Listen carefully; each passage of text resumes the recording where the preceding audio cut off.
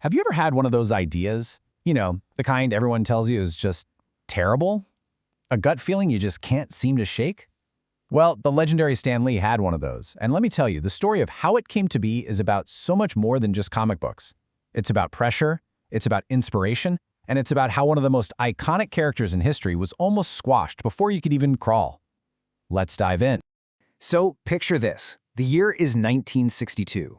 Marvel Comics is really starting to take off, but the publisher, he wants another hit, and he wants it like yesterday. He walks up to Stan and says, "Come up with another superhero." I mean, the pressure is just immense, and the first, most crucial question Stan had to answer was this one. What's the superpower going to be?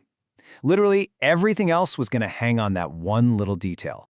So Stan's in his office, just racking his brain, when he sees a fly crawling up the wall. And that's it. That's the spark. A tiny, almost insignificant moment of inspiration that ends up changing everything. He thought, a superhero that could stick to walls, now that would be groovy. I mean, it was the 60s after all. And from that one simple observation, the core power was born. But look, a power isn't a character, right? This is where Stan decided to completely break the mold. Instead of some flawless, invincible adult hero, he decided to give this guy real, relatable, personal problems. He made him a teenager, and not a sidekick, but the star.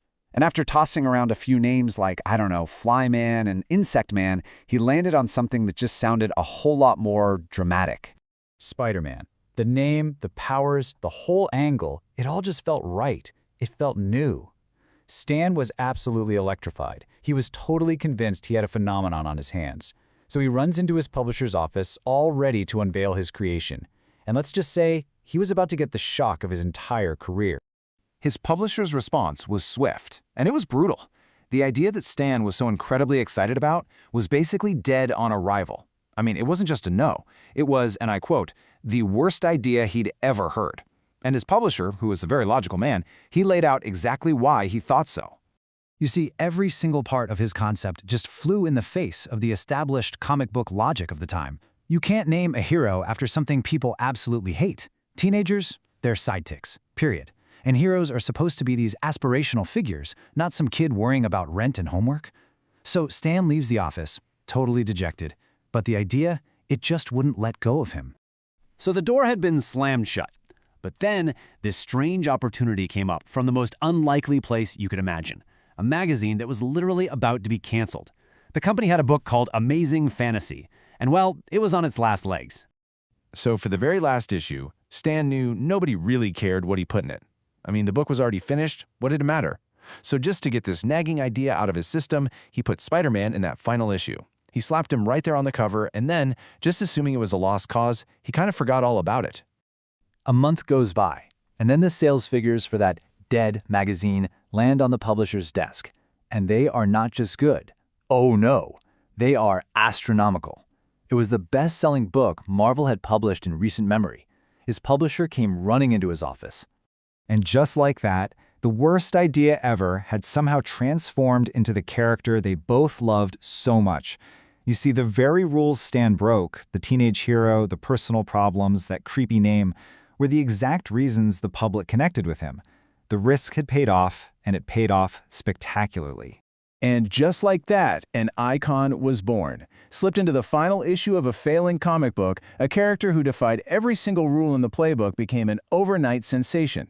It just goes to show you, sometimes the ideas that sound the absolute craziest are the ones the world is just waiting for. The success was immediate, and it was global. This flawed, totally relatable teenager became one of the most beloved characters on the entire planet precisely because he wasn't perfect. So the really crucial question is, why did Stan Lee tell this story over and over and over again? And this right here is the real lesson. It's not just about superheroes. It's about having creative conviction. As Stan himself put it, if you have an idea that you genuinely think is good, don't let some idiot talk you out of it. But then he adds a really crucial clarification. It doesn't mean every single idea you have is going to be a winner. Of course not. But if you have something that you truly believe in, an idea that means something deep down to you, well, you owe it to yourself to pursue it, because that's where true passion comes from. That is where you find your best work. Ultimately, Stan said, the greatest feeling isn't just success. It's being able to look at something you poured your heart into and say, I made that, and I think it's pretty damn good. That's the powerful lesson behind the creation of your friendly neighborhood Spider-Man. So the next time you have an idea that sticks, what are you going to do with it?